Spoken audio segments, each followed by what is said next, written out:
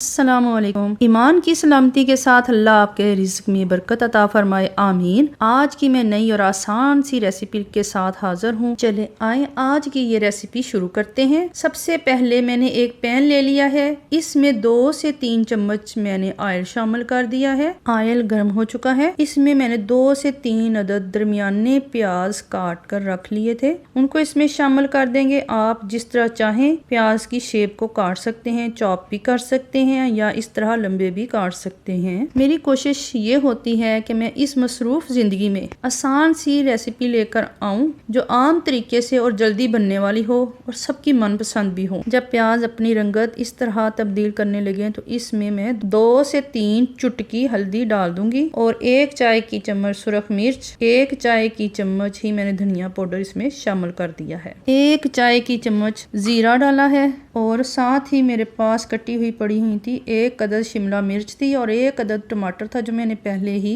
काट के रख लिया था, उसको भी इसमें शामिल कर देंगे। 1 से 2 मिनट सिर्फ इनको भूनना है, इससे ज्यादा नहीं। अब मैं इसमें 1 चाय की चम्मच नमक शामिल कर दूंगी। आप अपने जायके के मुताबिक कम या ज्यादा कर सकते हैं। शिमला मिर्च के फूल के अंदर का नरम हिस्सा था वो मैंने फेंका नहीं है, उसको भी मैंने इसमें शामिल कर दिया है। कोई भी चीज हमें जाया नहीं करनी चाहिए। ये तमाम चीजें अल्लाह की नेमत हैं और इनके बारे में हमसे पूछा जाएगा, इसलिए खाना बनाते हुए इन तमाम बातों का ख्याल रखें कि कोई भी चीज जो है जाया ना हो। अब मैं 2 सब्ज मिर्च भी काट के इसमें शामिल कर दूंगी। अब सिर्फ 3 मिनट के लिए मैंने ढक्कन लगा दिया है। 3 मिनट के बाद ढक्कन उतार के इसके अंदर इस तरीके से फासले पर 3 अदद ही अंडे मैंने शामिल कर दिए हैं। पैन को दम वाली आंच पर 5 मिनट के लिए रख दिया है। 5 मिनट से ज्यादा नहीं रखना, इस तरीके से ही नीचे से जल जाएंगे। और ये देखें झटपट तैयार होने वाली ये रेसिपी इतनी मजे की लग रही है, आप सुबह नाश्ते में भी इसको बना सकते हैं। कभी इमरजेंसी हो तो ये डिश जो है फटाफट बन के तैयार हो सकती है। उम्मीद है आपको ये मेरी रेसिपी बहुत पसंद आई होगी। कमेंट बॉक्स में मुझे जरूर बताइएगा आपको मेरी रेसिपी कैसी लगी है। अपना ख्याल रखें। अल्लाह हाफिज।